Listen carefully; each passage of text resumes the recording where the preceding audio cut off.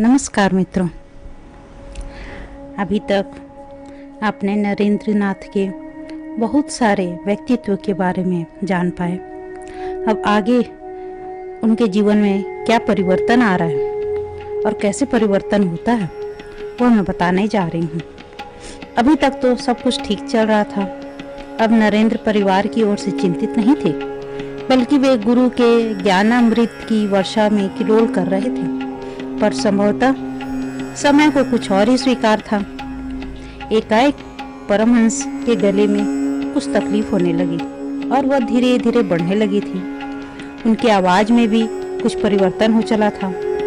आरंभ में तो मौसम का कोई प्रभाव जानकर कोई इस तरफ ध्यान नहीं दिया। स्वयं परमहंस भी इसे साधारण बीमारी मानते रहे और दीक्षा प्रवचन आदि करते रहे। परंतु जब अधिक परेशानी हुई और चिकित्सक को दिखाया गया तो गले के कैंसर की पुष्टि हुई।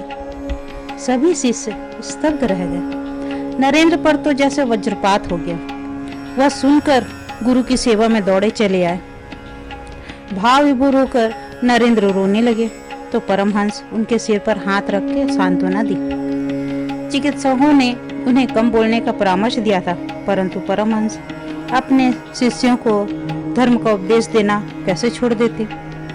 वे किसी पीड़ा या मृत्यु से भयभीत होने वाले सिद्ध पुरुष नहीं थे। इसका प्रतिकूल परिणाम हुआ। उनकी स्थिति दिन पर दिन बिगड़ती चली गई। वे दक्षिणेश्वर से कलकत्ता उन्हें लाया गया और फिर वहां से उन्हें काशीपुर ले जाया गया। यहाँ एक बगीचे वाला मकान किराए पर लिया गया और अनेक शिष्यों से उनकी सेवा की गई। नरेंद्र भी पढ़ाई लिखाई और नौकरी सब कुछ छोड़कर आ गए। गुरुदेव अपने इस प्रिय शिष्य से सेवा नहीं कराते थे, अतः उन्हें ऊपरी देखभाल का काम संभालने की जिम्मेदारी मिली। नरेंद्र गुरु की सेवा के साथ साथ अपने आध्यात्मिक विकास में जुट गए और कठोर इंद्रिय निग्रह के द्वारा सत्य को प्राप्त करने के प्रयास में लगे रहे। रामकृष्ण अपने शिष्य के इन कठोर प्रयत्नों से बड़े प्रसन्न हुए और एक दिन उन्होंने नरेंद्र को अपने पास बुलाया और कहा, नरेंद्र, जब मैंने साधना की थी तो मुझे माता की कृपा से अष्ट सिद्धियां प्राप्त हुई थी। मैं आज तक उनका कोई उपयोग नहीं कर सका। मैं चाहता हूं कि तुम इन सिद्धियों को ले लो। भविष्य में ये तुम्हारे बहुत काम आएंगी। तब नरेंद्र कहते हैं, गुरुदेव, क्या इन सिद्धियों से मुझे ईश्वर प्राप्ति में कोई सहायता मिलेगी? नहीं, ऐसा तो नहीं होगा, परंतु तुम्हारे इस लोक में सभी इच्छाएं पूर्ण हो जाएंगी। रामकृष्ण अपलक उन्हें देखकर बोले। तब नरेंद्र ने कहा, नहीं महाराज, मुझे ऐसी सिद्धियों की क्या जरूरत। रामकृष्ण मन ही मन बड़े प्रसन्न हुए। उस अद्भुत शिष्य से उन्हें यही आशा थी। उनके स्थान पर यदि कोई और होता तो इस अवसर को न चूकता। रामकृष्ण कहते भी थे कि आध्यात्मिक साधना के पथ पर बढ़ने वाले 80% लोग ठग, 15% लोग उन्मादी बन जाते हैं। केवल 5% लोग ही अपने वास्तविक लक्ष्य को प्राप्त करते हैं। उधर रामकृष्ण परमहंस की स्थिति में कोई सुधार नहीं हो रहा था।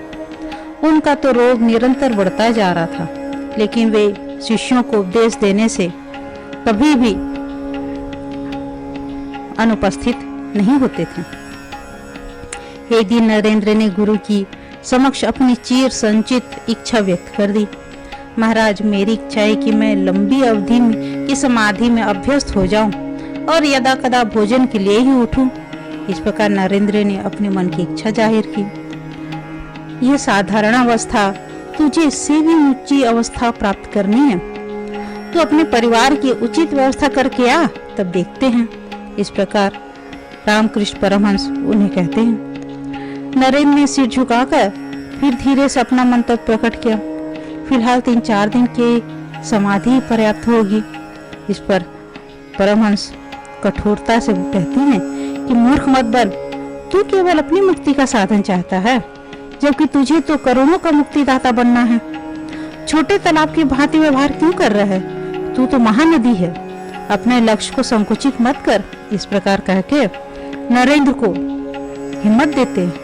तब नरेंद्र अपनी भूल का पछतावा करते हैं और वे गुरु के मार्गदर्शन में अध्यात्म के उच्च स्तर को प्राप्त करने के लिए प्रयास करने लग जाते हैं। जिसका आदेश गुरु ने दिया था, इसके लिए वे दक्षिणेश्वर जाकर रात रात भर साधना करने लग जाते हैं। वहां उन्हें कुंडली जागरण के साथ साथ कुछ अन्य आध्यात्मिक अनुभूतियों की प्राप्ति हुई। धीरे धीरे नरेंद्र की व्यग्रता बढ़ती जा रही थी। अब साकार पर उनकी श्रद्धा ऐसी हो गई थी कि वे दर्शन के लिए जल बिन मछली की भांति छटपटाने लगे रहे। रात भर वे राम राम का कातर स्वर में उच्चारण करते रहे। एक दिन ठाकुर ने उन्हें बुला लिया और कहे, नरेंद्र, ऐसी अधीरता क्यों? परमहंस ने नरेंद्र को समझाया, यह साधना सहज नहीं है, यह क्षण अथवा दिवस में होने वाली प्रक्रिया नहीं है। मैं भी 12 वर्ष इसी प्रकार व्यथित रहा था, तो कुछ ही रातों में विचलित क्यों होता है? जब यह घटित होगा तो तेरे अस्तित्व से तूफान सा गुजर जाएगा और अनंत शांति व्याप्त हो जाएगी। नरेंद्र ने गुरु का आदेश सुना और समझा। एक दिन गुरुदेव ने अपने सभी शिष्यों को संन्यास व्रत में दीक्षित करने का निर्णय लिया। सभी आवश्यक सामग्री जुटाकर एक शुभ मुहूर्त में सबको अपने पास बुलाए। सबको गेरुआ वस्त्र और भिक्षा पात्र दिया। अब शिव ज्ञान से जीव सेवा का समय आ गया है। क्या तुम लोग पूरी तरह अहंकार त्याग कर राजपथों पर भिक्षा संग्रह कर सकोगे? नरेंद्र सबसे पहले गुरु के आदेश का समर्थन किया। प्रातःकाल होते ही काशीपुर के उद्यान से भिक्षुक सन्यासियों की टोली निकल पड़ी। उनमें नरेंद्रनाथ दत्त जैसे कई तरुण प्रतिष्ठित घरानों के थे जो अहंकार से रहित थे। भिक्षा लेकर सब जब लौटे तो जो भी प्राप्त हुआ था वे सब गुरु के समक्ष रख दिए। यह देखकर गुरु अत्यंत प्रसन्न हुए। उनका यह आध्यात्मिक परिश्रम सफल हो गया था। तब वे कहते हैं, हे शिष्यों, इस संसार में मेरा आना सार्थक हुआ। मैं उस लक्ष्य को प्राप्त कर चुका हूँ जिस हेतु मुझे मानव देह मिली थी। अब शेष कार्य तुम संपन्न करो, ऐसी मेरी इच्छा और विश्वास है। इसके लिए तुम्हें नेतृत्व और मार्गदर्शन की आवश्यकता होगी और यह दायित्व मैं नरेंद्र को सौंपता हूँ। गुरुदेव ने फिर नरेंद्र को संबोधित करते हुए कहा, नरेंद्र, आज से मैं इन सब को तुम्हारे भरोसे छोड़ता हूँ। इनसे सदैव स्नेह रखना और साथ रहकर साधना व भगवत भक्ति में मन लगाना। सब ने अपने महान गुरु की उस आज्ञा को शिरोधार्य किया। रामकृष्ण ने उन सब को एकजुट करके और इस उद्देश्य से वे रामकृष्ण संघ की नींव रख दी। यह संघ गुरु के आदेश के अनुसार जीव कल्याण का मार्ग प्रशस्त करने लगा। काशीपुर का उद्यान एक छोटी सी विद्यापीठ के रूप में विकसित होने लगा। नरेंद्रनाथ को साधना और दायित्व साथ निभाते ही यह रहस्य ज्ञात हो गया था कि परमहंस ने जब भी जो कहा वह पूर्ण सत्य था। उन्होंने अपनी आध्यात्मिक अनुभूतियों से अब यह भली भांति समझ गए थे कि किसी भी प्रकार के निर्गुण निराकार साकार रूप धारण कर सकता है और दिव्य अवतार के रूप में धराधाम पर अवतरित हो सकता है। सबसे बड़ा रहस्य का उद्घाटन तो यह था कि ईश्वर इसलिए मानव बनते हैं कि वह मानव से ईश्वर बन सके। नरेंद्रनाथ गुरु की सेवा करते हुए गुरु भाइयों के साथ धर्म चर्चा भी करते थे। गौतम बुद्ध की शिक्षाओं पर उनकी अपार निष्ठा थी। अतः एक दिन अपने 2 गुरु भाइयों को लेके वे बोध गया भी घूम आए, जहाँ उन्होंने 3 दिन प्रवास किया। वहाँ की अपार शांति ने उन्हें करुणा और त्याग के शिखर दिव्य पुरुष गौतम बुद्ध के महान ज्ञान की असीम प्रभाव का अनुभव कराया। मार्च 1886 में नरेंद्र को कुछ विशिष्ट अनुभव होने लगे थे। उन्हें लग रहा था कि उनके अंदर कुछ विशिष्ट शक्तियों का संचय हो रहा है। इसकी परीक्षा के लिए उन्होंने अपने एक गुरु भाई को पास बुलाया और उसे सब कुछ समझाकर स्वयं ध्यान मग्न हो गए। प्रज्वलित यज्ञ कुंड की भीषण तप के समक्ष समाधि में लीन नरेंद्र का मुख दिव्य तेज से प्रकाशमान हो रहा था। नरेंद्र के निर्देशानुसार, उनके आदेश के अनुसार गुरु भाई ने उनका स्पर्श किया तो उनकी पूरी देह झंझना उठी, जैसे बिजली के नंगी तार से उठकर स्पर्श हुआ हो। नरेंद्र तो इस परीक्षा में प्रसन्न थे। पर गुरु भाई के माध्यम से यह बात रामकृष्ण तक पहुंच गई और उन्होंने नरेंद्र को पास बुलाया और बहुत फटकार लगाई। उसके बाद उन्हें बहुत प्रेम से समझाया, तूने क्या किया? अभी तुच्छ भर सा संचय किया और कौतूहल में व्यय कर दिया। इस शक्ति का परीक्षण करने की क्या आवश्यकता है? इसका प्रयोग मैं तुझे सिखाऊंगा। निरर्थक उसका व्यय न कर, क्योंकि इसकी जीव मात्र को भविष्य में आवश्यकता पड़ेगी। तब नरेंद्र को अपनी भूल का एहसास हुआ और उन्होंने क्षमा मांगी। अब वे गुरु के मार्गदर्शन के पश्चात ग्रंथों के साथ साथ भारतीय ग्रंथों के अध्ययन मनन करने लगे। उनकी निष्ठा और अथक परिश्रम से रामकृष्ण बहुत आनंदित होते थे। एक रात नरेंद्र अपने ठाकुर के कक्ष में अकेले थे। वे कुछ कहना चाहते थे पर कह नहीं पा रहे थे। रामकृष्ण को इनका आभास तो कर लिया था। तब वो कहे, नरेंद्र तू क्या चाहता है? उन्होंने पूछा। महाराज, महात्मा सुखदेव की तरह निर्विकल्प समाधि द्वारा परम पिता परमात्मा के श्री चरणों में समर्पित होना चाहता हूँ। स्वमुक्ति की इच्छा। नरेंद्र, तू इतना क्षुद्र कैसे सोच सकता है? तू सेमल का वृक्ष नहीं अपितु वट का वृक्ष है। तुझे तो जाने कितने भूले भटकों को शांति देना, शांति की छाया प्रदान करनी है। रामकृष्ण ने स्नेह के साथ झिड़कते हुए कहा। महाराज, नरेंद्र अनायास ही रोने लगे। मुझे स्वमुक्ति की आकांक्षा नहीं है, पर मेरा अशांत मन निर्विकल्प समाधि पर आसक्त है। इसके बिना मेरा मन की दग्धता शांत नहीं होगी, और यह शांत न हुई तो मैं कुछ नहीं कर सकूंगा। कैसे कुछ नहीं कर सकेगा? यह क्या तेरी इच्छा पर निर्भर करता है? माँ जगत माता तेरी गर्दन न पकड़ लेगी? तुझे यह अवश्य करना पड़ेगा। मुझे सब स्वीकार है ठाकुर, बस इस व्यथा से मुझे मुक्ति मिले। तू नहीं मानता? रामकृष्ण गंभीरता से बोले। अच्छा चल, निर्विकल्प समाधि होगी, अभ्यास कर। नरेंद्र प्रसन्न हो गए और गुरु का आदेश पाकर नियमित रूप से कठोर ध्यान करने लगे।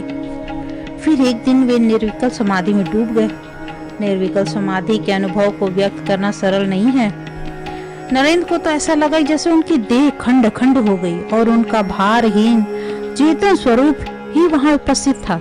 इस अवस्था से वे चिंतातुर हो उठे और बड़बड़ाने लगे, मेरा शरीर कहाँ गया? मैं विधि कैसे हो गया? उनका यह प्रलाप किसी गुरु भाई ने सुना तो घबरा कर परमहंस को खबर कर दी कि नरेंद्र घोर संकट में है। अच्छा है, रामकृष्ण गंभीरता के साथ पर सहज स्वर में बोले, उन्हें कुछ समय इसी आनंद सागर में डूबने उतरने दो। नरेंद्र को कई घंटों बाह्य चेतना न रही और वे शव की भांति भूमि पर पड़े रहे। जब चेतना लौटी तो उन्हें अपने देह से प्रकाश रश्मियां फुटती प्रतीत हुई। मुख पर एक विचित्र आभा थी।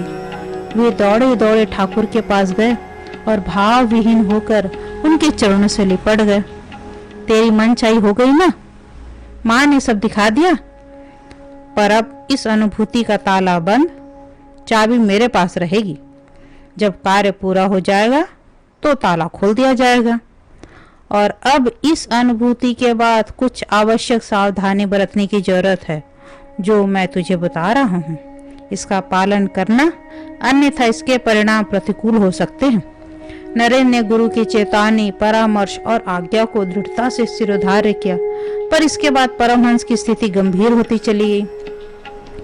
पिछले 1.5 वर्ष से अपनी बीमारी से जूझते हुए रामकृष्ण परमहंस ने अपनी मूल गतिविधियां बंद नहीं की थी और निरंतर शिष्यों को उपदेश और दीक्षा देते रहे। यह चिकित्सीय परामर्श के प्रतिकूल था, पर परमहंस असाधारण व्यक्तित्व के स्वामी थे। वे जीवन के क्षण क्षण को जन कल्याण में व्यतीत करना चाहते थे। शरीर रोगी अवश्य था, पर संत बोध प्रबल था। जुलाई 1886 में उनकी स्थिति और बिगड़ गई। खाना पीना भी बंद हो गया था। उनके कंठ से आवाज निकलना भी कठिन हो गया था। ऐसी स्थिति में नरेंद्र हर क्षण उनके पास ही रहते थे। गुरु के नेत्र एकटक अपने प्रिय शिष्य को निहारते रहते थे। एक दिन ऐसा ही करते करते रामकृष्ण गहन समाधि में चले गए तो नरेंद्र ने उनके हाथ को पकड़ लिया। नरेंद्र के शरीर में एकाएक जैसे विद्युत प्रवाहित हुआ। उनका पूरा शरीर झंझना उठा। उन्हें ऐसा लगा जैसे तेज गर्म प्रकाश रश्मियां उनके शरीर में उतर रही है। यह शक्ति और सिद्धि का स्व हस्तांतरण था और अपने योग दान से महासिद्ध महायोगी रामकृष्ण परमहंस ने परम शिष्य नरेंद्रनाथ को विवेकानंद बनने के दिशा में और इस संसार को एक अप्रतिम ज्ञान योगी देने के लिए कदम बढ़ा दिया था। नरेंद्र इस प्रक्रिया से चेतना शून्य होकर रह गए और जब उन्हें चेतना आई तो देखा कि गुरु के नेत्रों से अश्रु झर झर बह रहे थे। महाराज, क्या हुआ? यह विकलता क्यों? नरेंद्र ने असहज होते हुए पूछा। नरेंद्र, आज मैंने अपना सर्वस्व तुझे सौंप दिया।